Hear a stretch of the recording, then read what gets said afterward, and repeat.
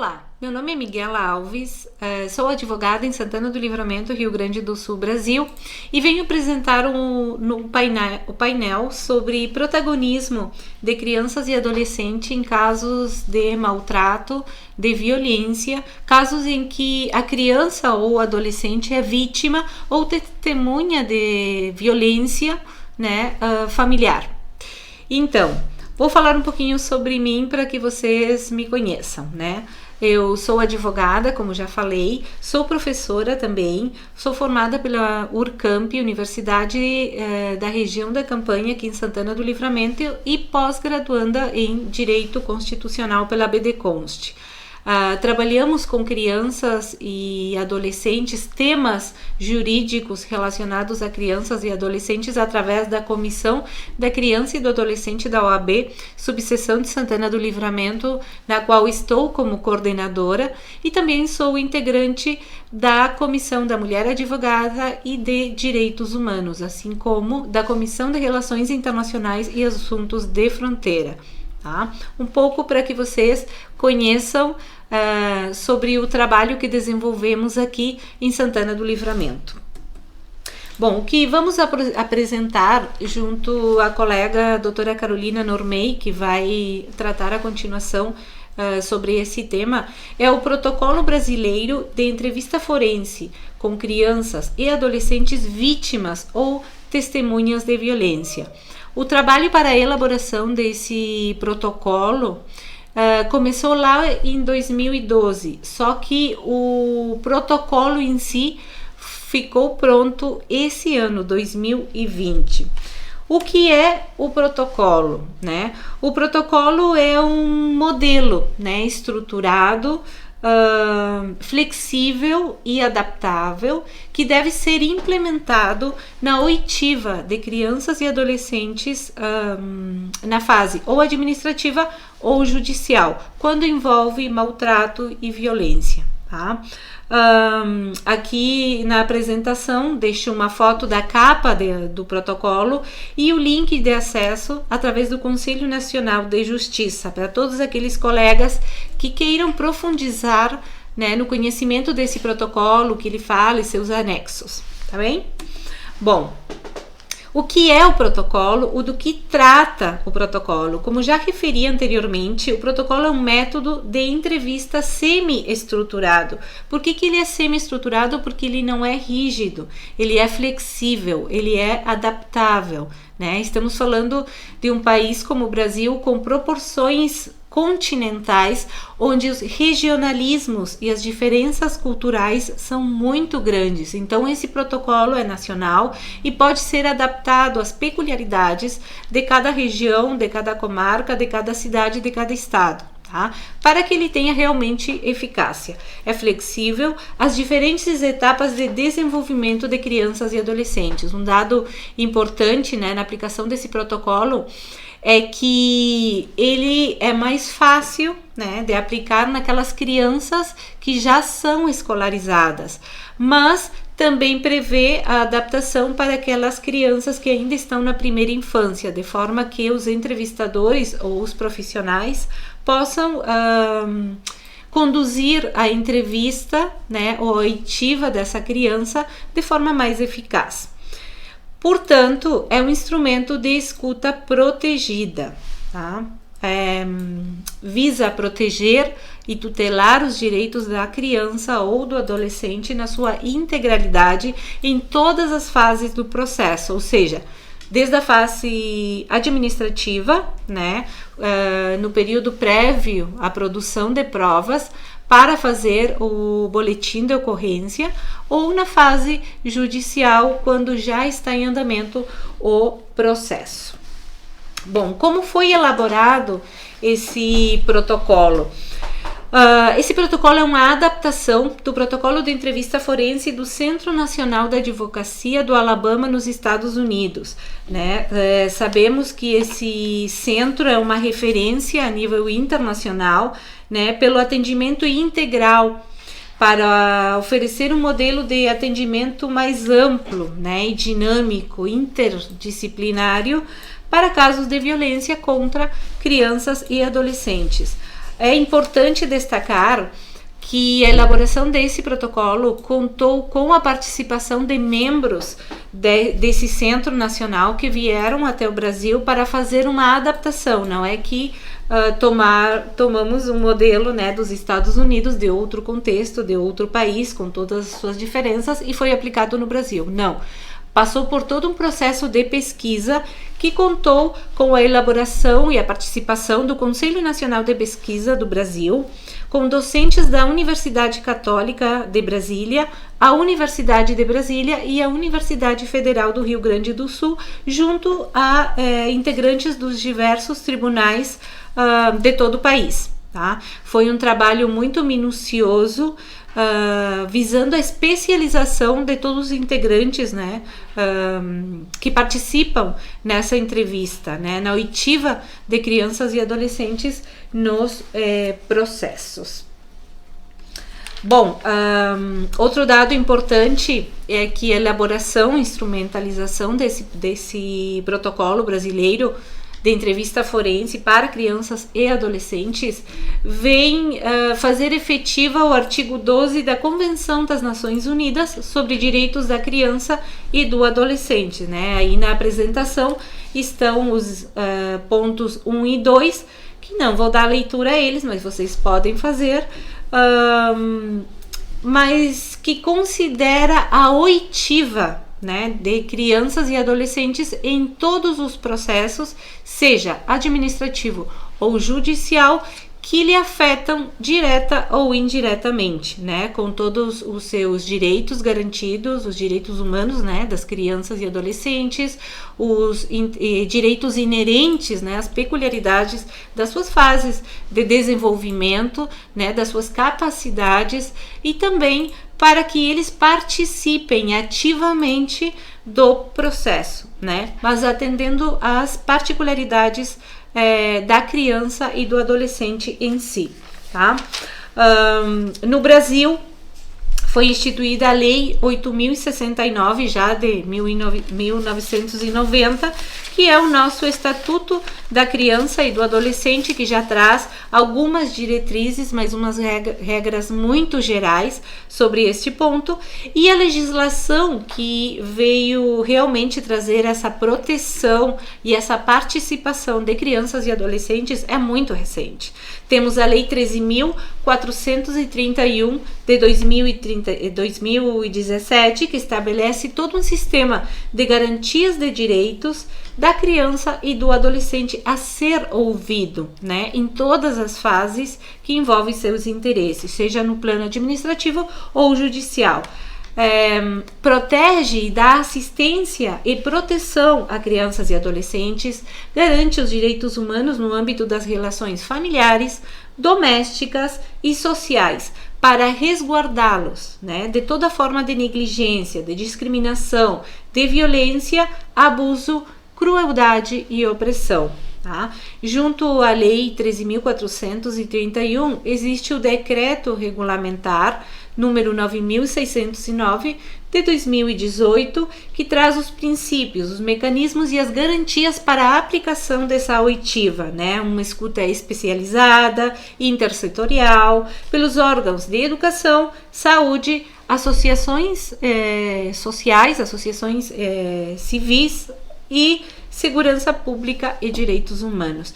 E logo mais a resolução 299 do ano passado, de 2019, que traz regras mínimas estabelecidas pelas Nações Unidas para a administração de justiça da infância e da juventude, que são as regras, né, de Beijing. Visa a proteção, né, e a prevenção da violência institucional e a articulação de políticas para a implementação dessa legislação, através de convênios, através de salas de depoimento especializadas em todas as comarcas, né, com uma equipe de entrevista, inclusive com especialização e conhecimento em antropologia, por aquilo que falávamos lá no começo, de conhecer a realidade não só da criança e de sua família, mas sim as diferenças regionais que existem no Brasil e ter elas em conta no momento de fazer uma avaliação, no momento de redigir as perguntas que vão compor essa entrevista, né? A capacitação dos magistrados que vão conduzir, né, a oitiva e a participação da criança e do adolescente no processo e o controle estrito sobre a realização do depoimento, né, para uma estrita observância dos parâmetros legais para sua realização. Além do que, muito importante, o aprimoramento do judiciário, né, com uma especialização de todos os seus integrantes para dar uma atenção integral para a criança. Bom, é importante, e aqui trago novamente para vocês a capa, né, do Protocolo Brasileiro de Entrevista Forense, é ter em conta alguns pontos, né, que são cruciais. Por exemplo, crianças e adolescentes gozam de direitos inerentes à pessoa humana, ou seja, todos os direitos, né, que são assegurados a qualquer adulto, ao acesso ao judiciário ou a qualquer órgão público, também são direitos da criança e do adolescente e devem ser respeitados, né? Direitos a serem ouvidas, com todos esses pontos que já foram colocados aqui, de ter uma escuta especializada, de ter um espaço de depoimento, uma sala de depoimento especial para ser ouvida e de toda a participação dessa equipe de entrevista que a gente já falou. Mas é importante também ter em conta que a criança também tem direito, ou o adolescente, né, a permanecer em silêncio, e esse direito deve ser garantido e respeitado. Direito a serem resguardadas de qualquer contato, mesmo que visual, com o acusado, né, o agressor, o suposto agressor, no caso, né, e o juiz deve oferecer, a equipe de entrevistadores devem oferecer as devidas garantias para que essa criança se mantenha longe desse suposto agressor ou de qualquer pessoa que venha constrangê-la ou intimidá-la. A criança e o adolescente também têm direito a ser ouvido em um local apropriado, onde ela possa desenvolver a livre narrativa sem interrupções. Para isso é muito importante a especialização dessa equipe de entrevistadores que vão guiar, que vão orientar, que vão conduzir a criança no seu depoimento, tá? Que depois a gente vai ver que tem 2 estágios que são muito importantes a serem observados para que realmente o depoimento, né, dessa criança ou esse adolescente seja aproveitado e sua participação seja efetiva no processo. Quais são as recomendações que traz o protocolo brasileiro? Não realizar a leitura de peças processuais para as crianças é um assunto, a terminologia das peças processuais, os depoimentos que ali constam ou a própria denúncia podem induzir, de certa forma, o depoimento da criança. Então, temos que procurar os meios mais efetivos para levar a criança e o adolescente ao processo e não trazer o processo hacia ela, tá? Não interromper o relato somente que seja estritamente necessário e por questões de proteção mesmo.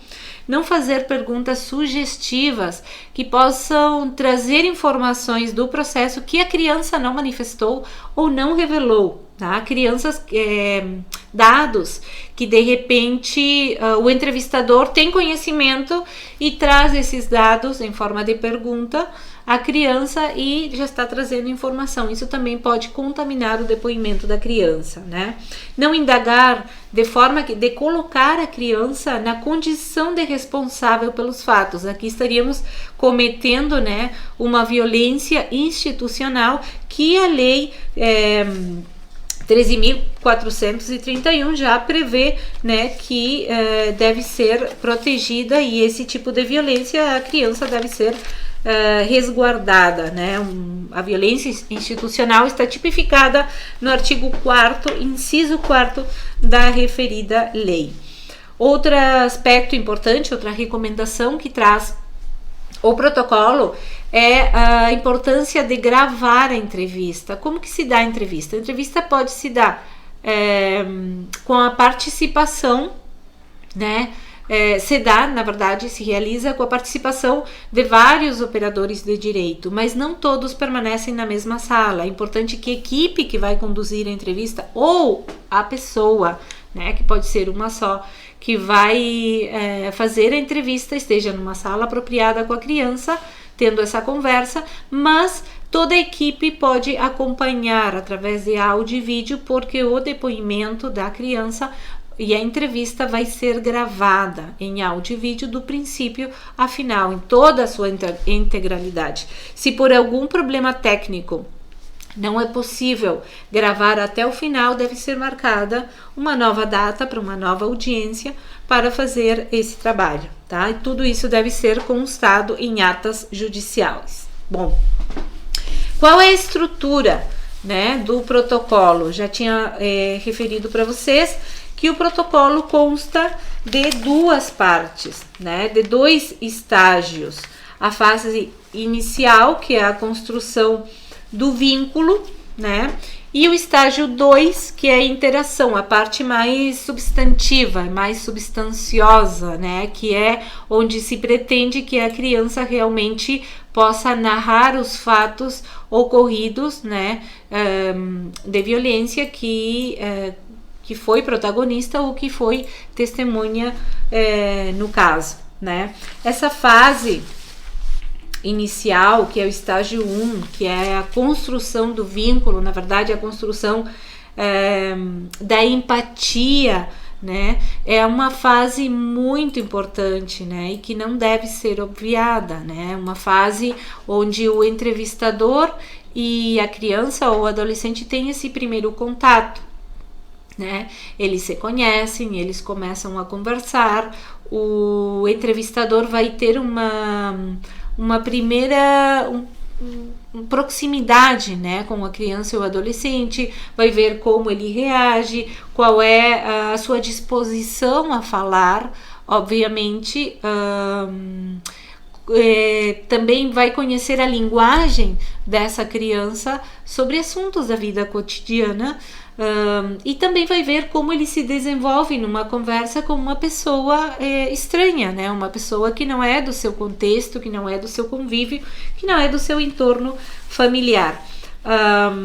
Bom, nessa fase também se dá essa fase de empatia, né, de construção do vínculo. Se também a criança passa a conhecer e praticar um ato processual e deve ser ciente dos princípios gerais da entrevista, assim como que essa entrevista, essa conversa com a equipe ou com o entrevistador será gravada. A criança deve ter conhecimento de que haverá uma câmera que vai gravar essa conversa, tá? Bom, é importante também que no período de elaboração das perguntas que vão estar na entrevista sejam enviadas previamente ao juízo, né, e a toda a equipe para que essas avaliem a pertinência e também a redação, a linguagem, enfim, a gente falou lá no começo de que deve ser adaptada às diferentes fases de desenvolvimento da criança e do adolescente. Em caso de crianças na fase pré-escolar, na primeira infância, essa técnica deve ser usada de modo mais apropriado, né? Tipo esse primeiro acercamento com massinha de modelar, com desenhos, com outras ferramentas, né? Que a criança possa se soltar, que possa se sentir à vontade, né? E através de uma forma lúdica começar a participar dessa instância que já vai ser uma instância muito importante na fase do processo, tá bem? Bom, todos os aspectos desse protocolo devem estar em observância, né, com as normas presentes na Lei 13.431, que a gente já falou. Bom, continuando, essa fase de construção de empatia, né, nessa próxima apresentação, começa com a construção, né, desse diálogo de forma não formal. Começa por um diálogo sobre assuntos que envolvem o dia a dia da criança, já seja sobre o seu animal de estimação, seus coleguinhas da escola, a sua família, assuntos, né, que vão levar a criança nesse engajamento inicial a falar sobre si, sobre o seu contexto, sobre os jogos, sobre o que gosta de fazer, sobre seus amiguinhos, enfim. É uma fase muito importante porque o entrevistador já vai conhecendo a criança, vai conhecendo qual é a sua forma de comunicação, vai conhecendo quais são os termos que essa criança fala, né? Já vai construindo um canal de comunicação efetivo para fazer a transição desse primeiro diálogo, né, informal, muito leve, para a próxima fase, que é a fase substantiva, onde a criança vai falar especificamente, né, através da livre narrativa, que é o que deve ser buscado em todo momento, sobre os fatos, né, da ocorrência que a envolvem em si. Tá? Então, essa primeira fase é de construção do diálogo sobre assuntos positivos, né? Bom, também é importante que o entrevistador tenha conhecimento específico e uma especialização para poder observar, né, aquela linguagem verbal e não verbal que a criança está comunicando na fase dessa entrevista, na fase onde se está procurando o engajamento inicial, né? Mas também deve ser capaz de perceber aqueles indícios de ansiedade, de vergonha, de raiva, de medo, assim como afetar a habilidade, não, ou vontade da criança ou do adolescente de participar da entrevista, porque não é fácil conduzir a criança a um estágio em que ela se sinta confortável para falar sobre assuntos que podem ser muito traumatizantes para a criança ou adolescente, tá? Como já falamos, é muito importante que a criança e o adolescente seja informado que essa conversa está sendo gravada, né? Bom, esse estilo de conversa que começa nessa construção inicial para gerar a empatia deve ser um estilo de conversa que se mantenha durante todo o depoimento, mesmo na fase de narrativa livre, onde a criança vai falar sobre fatos concretos, né, do episódio que envolve sobre casos de violência ou no caso de que ela seja ou tenha sido testemunha, né, de episódios de violência, né. Bom, é importante também que o entrevistador, durante a conversa, possa ir direcionando a criança a ser mais específica nos seus relatos, né? A fase que se conhece como afunilamento, né? Com questões mais específicas. Então, vamos conversar sobre fatos que realmente ocorreram, sobre fatos que são verdade, né? Mas também a criança deve ser encorajada a dizer não entendi, né? Mas também a corrigir seu entrevistador ou equipe caso perceba que eles não entenderam ou caso a sua resposta possa ser interpretada de forma equívoca, né? Então a criança deve ser engajada a participar ativamente também nessa fase da entrevista, que é a fase das diretrizes, não? Que a gente chama aqui de regras básicas, onde deve haver precisão, confiabilidade, falar sobre coisas que são verdadeiras, que realmente aconteceram, né? Dar essa possibilidade do encorajamento, né, da criança e que ela também pode cometer erros, que deve se sentir livre, né, para poder se corrigir e corrigir também ao entrevistador.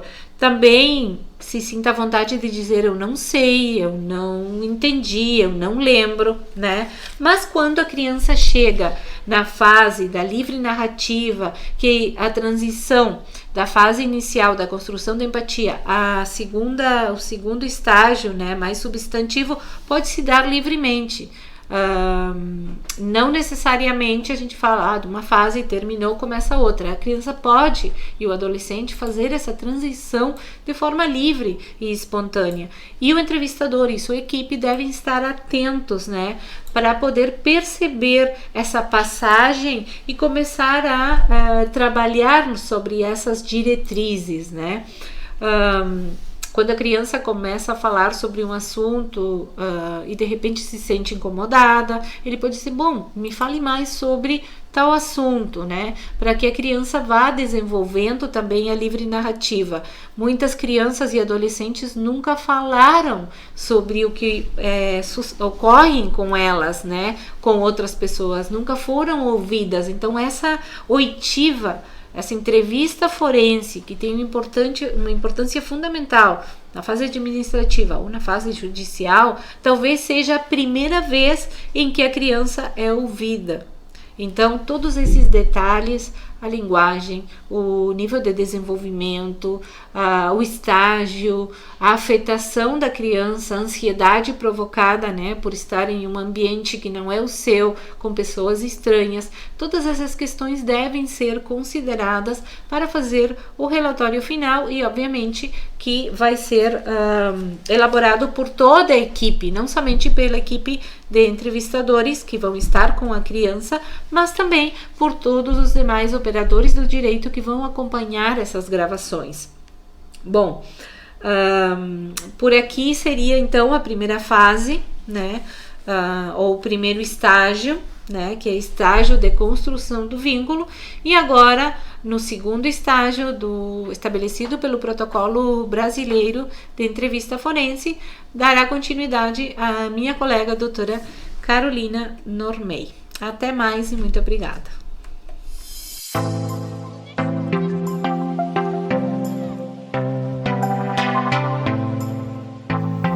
Hola, mi nombre es Carolina Normey, soy abogada en Brasil, secretaria general en la subsección de Santana do Livramento, que es una ciudad frontera con Uruguay.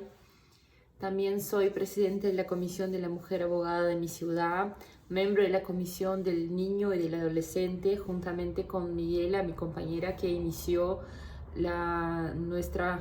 nuestro tema, que es el protocolo brasileño de entrevista forense con niños y adolescentes víctimas o testigos de violencia. Bueno, yo soy brasilera, por eso ya pido perdón por mi español, pero voy a intentar hablar en español porque sé que la mayor parte de los países que pueden accesar o que están involucrados en este congreso habla español.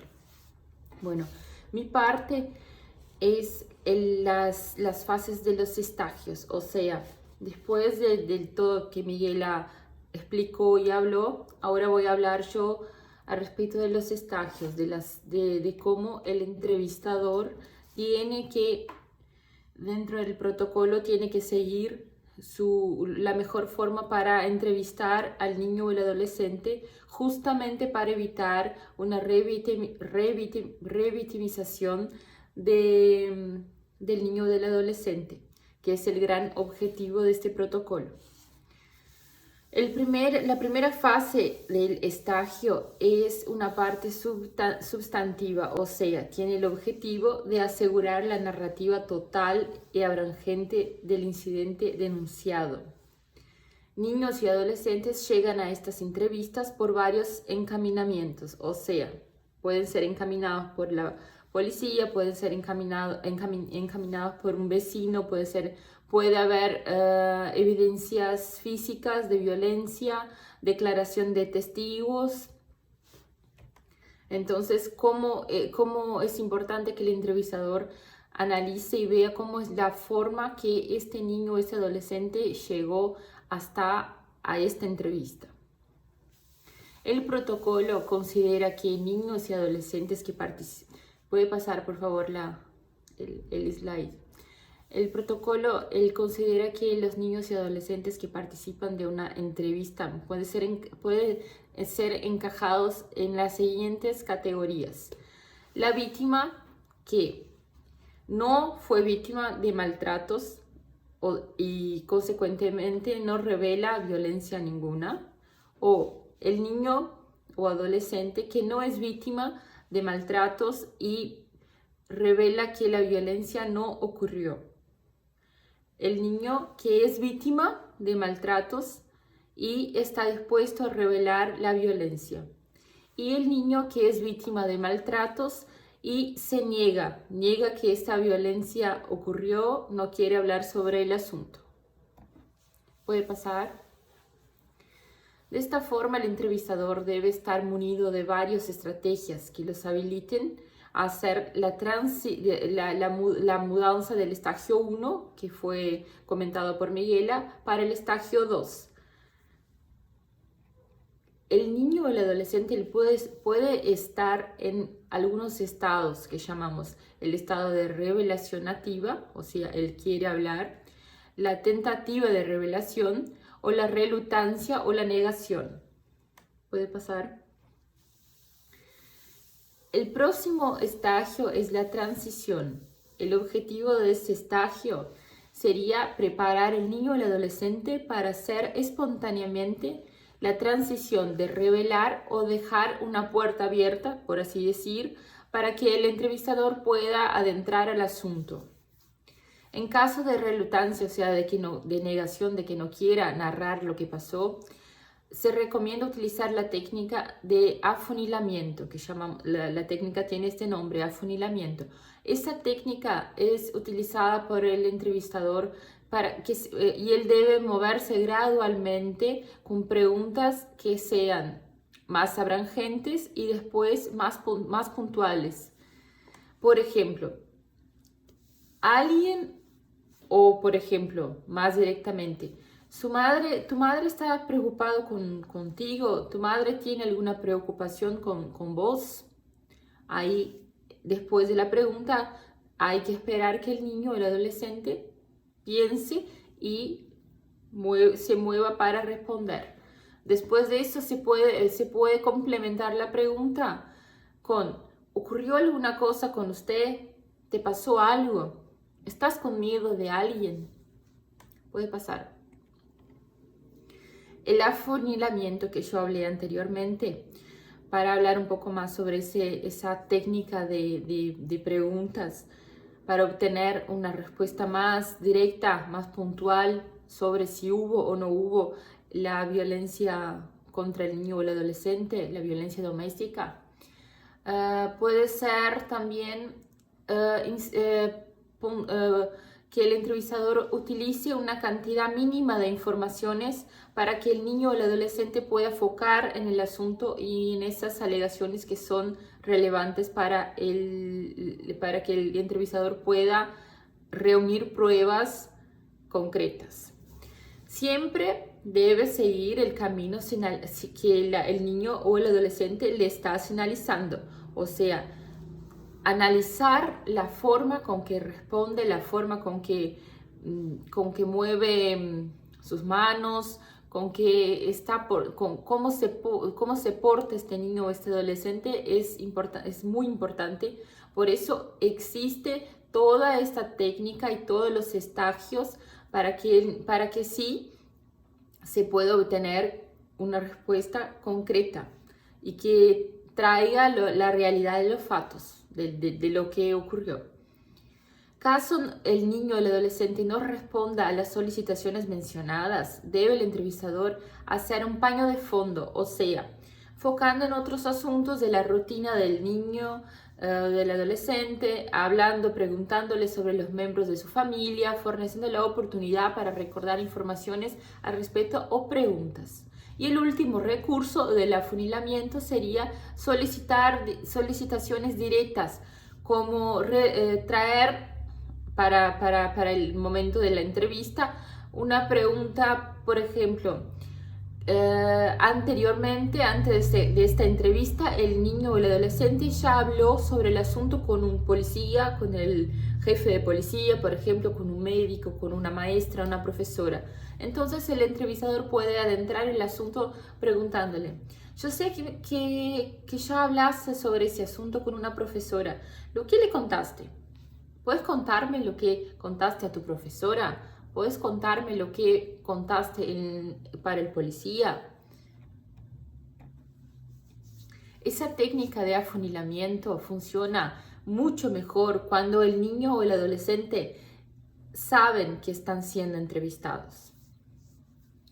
Es importante también que el entrevistador haga pausas, o sea, haga la pregunta, espere que el niño o el adolescente piense, formule su respuesta y ahí elabore su narrativa solito, sin intervención ninguna del entrevistador, cuando después de hacer la pregunta el momento es de la víctima.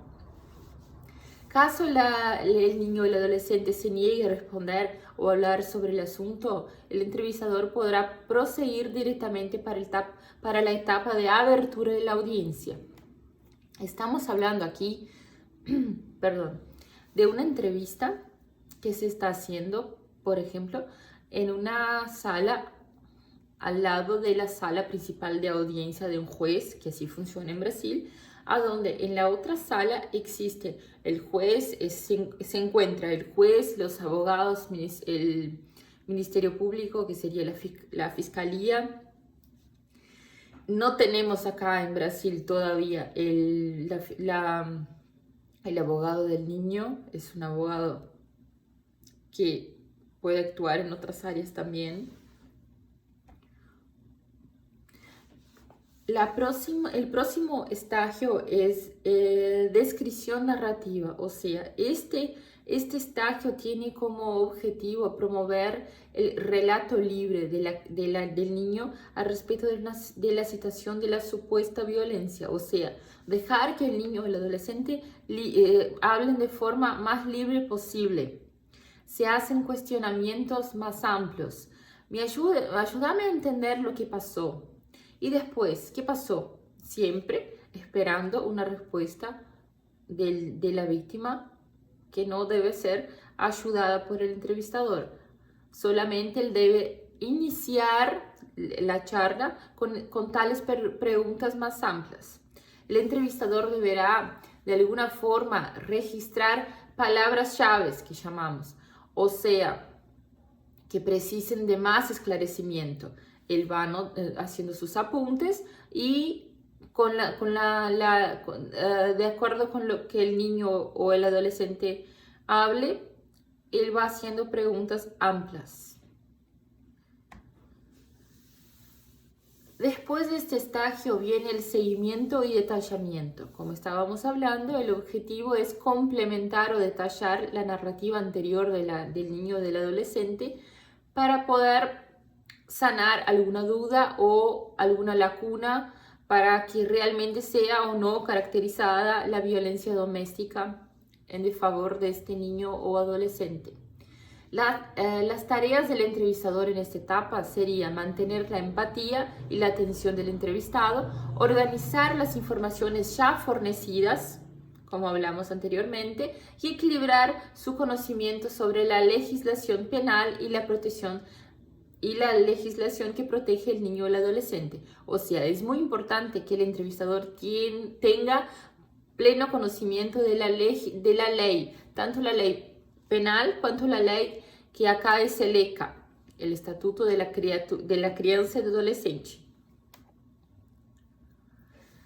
Otro punto que es muy importante, que el entrevistador no haga uso muy frecuente de la opción múltiple, o sea, la opción múltiple sería poner preguntas que el adolescente o el niño pueda simplemente responder con un X, sí o no. Estas preguntas hacen con que limiten las informaciones o no dejen un espacio para que el entrevistador pueda seguir haciendo otros cuestionamientos al respecto del asunto.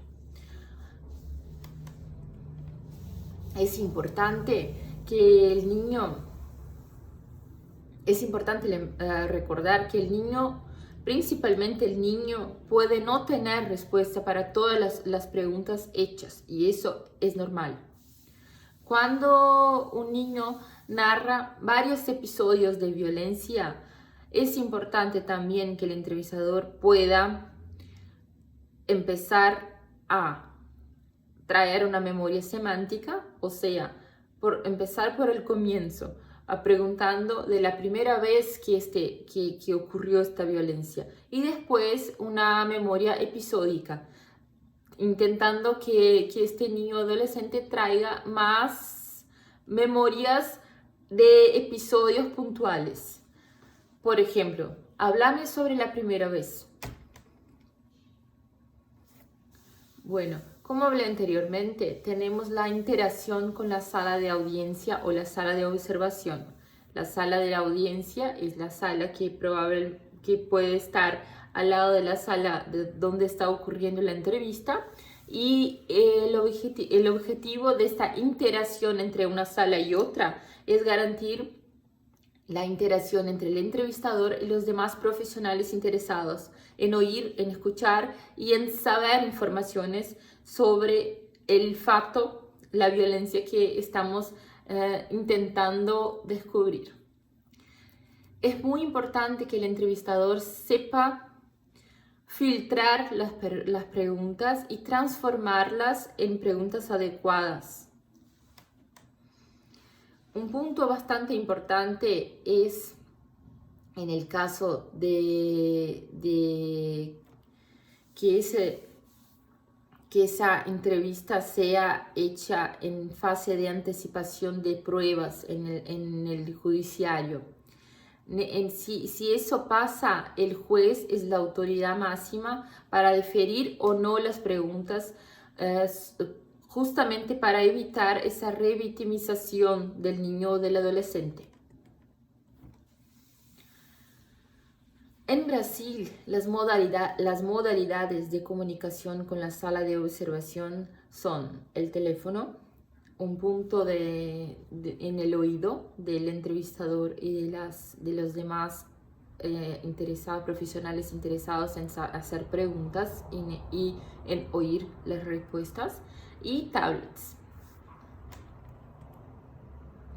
Voy ahora, para finalizar, traer algunas de las estrategias de transformaciones de preguntas en la sala de audiencia. Por ejemplo, una pregunta hecha por un abogado o por el juez o por el fiscal, que sea, cualquier de estos profesionales, puede ser: ¿cuáles fueron los actos de violencia sexual? El entrevistador puede transformar esta pregunta en: yo supe que hablaste en el hospital sobre alguien que tocó tu cuerpo, que te hizo daño. Cuénteme un poco más, cuénteme lo que contaste en el hospital, por ejemplo. La segunda: ¿cuántas veces el acto ocurrió? El entrevistador puede transformar en: cuénteme la primera vez que eso pasó. Después de la respuesta puede volver a preguntar: cuéntame sobre la última vez que eso pasó. Otra pregunta: ¿el autor usó de violencia física, psicológica, amenazó de hacerte mal? Esa es una pregunta. El entrevistador puede transformarla en otra, con el mismo contexto, pero más adecuada. Puede preguntar al niño o al adolescente: ¿cuándo eso pasó? ¿Quedaste con alguna marca, alguna cicatriz en tu cuerpo? Otra pregunta: ¿existe algún grado de parentesco con el autor o el vecino, padrastro? ¿Quién es? Transformando la pregunta, se puede preguntar: ¿quién es? Si hay el nombre del autor de la violencia. ¿Quién es fulano? O: ¿lo que esta persona es tuya? ¿Quién es esta persona? Otra pregunta: ¿él te tocó por debajo de la ropa? Si hubo un relato de toque por el niño o el adolescente. Transformando la pregunta puede ser: cuénteme más sobre este momento en que él te tocó. Se debe esperar la respuesta. Caso no revele, volver a intensificar la pregunta: ¿él te tocó por arriba o por debajo de la ropa? O de las dos formas. En caso que el niño o el adolescente no tenga hecho ninguna revelación, es recomendable evaluar la existencia de factores relacionados al ambiente familiar o la existencia de grave amenaza que puede estar haciendo con que este niño o este adolescente siéntase amenazado si habla.